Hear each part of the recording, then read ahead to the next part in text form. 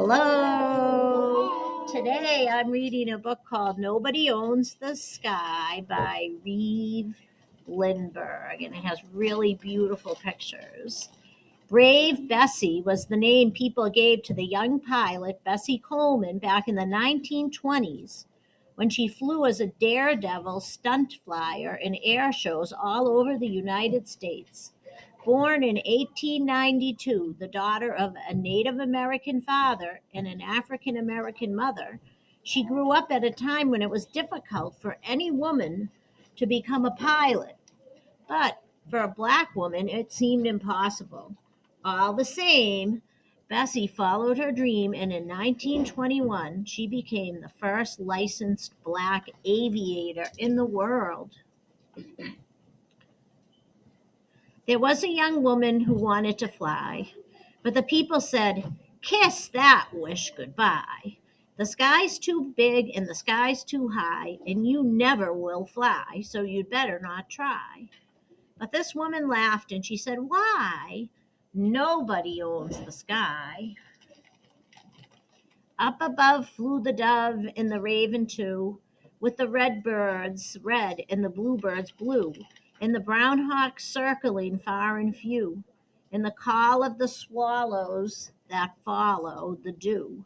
When the high wild geese come traveling through, with the wind on their wings, flying free, flying true, she called to them all and she said, "Hey, you, I'm coming up there too."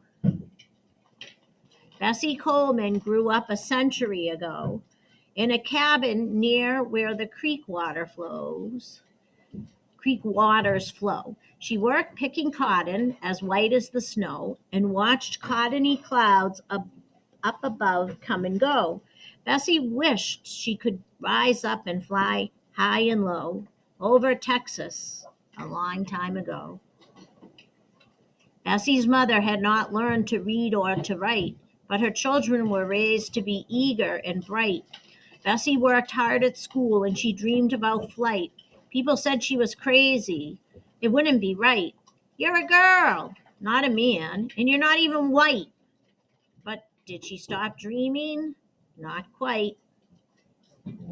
She went off to college and wanted to stay, but it cost so much money that she couldn't pay. She moved to Chicago and worked every day at the White Sox barber shop, earning her way. "White men can fly, why can't I?" she would say. But the flying schools turned her away. Bessie manicured nails while the barber cut hair, and she dreamed about flying but didn't know where. Then one day someone said, "Fly in France. They don't care. They won't care that you're black and a woman." So Bessie went there. She was young, tough, and smart. She had courage to spare, and she took like a hawk to the air. Bessie came home a pilot, so happy and proud. She could ride on the wind, glide and spin in a cloud. Parachute, loop the loop, Bessie drew a huge crowd.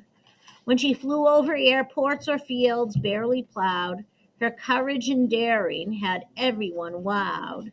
"Brave Bessie," they shouted out loud. On the ground, Bessie lectured to crowds, big and small. People gathered in church or inside the town hall. "Come and fly, boys and girls, black or white, short or tall. Come and fly, everybody. Come answer my call. The air has no barrier, boundary, or wall. The blue sky has room for us all." Bessie's life was not long, but she flew far and wide.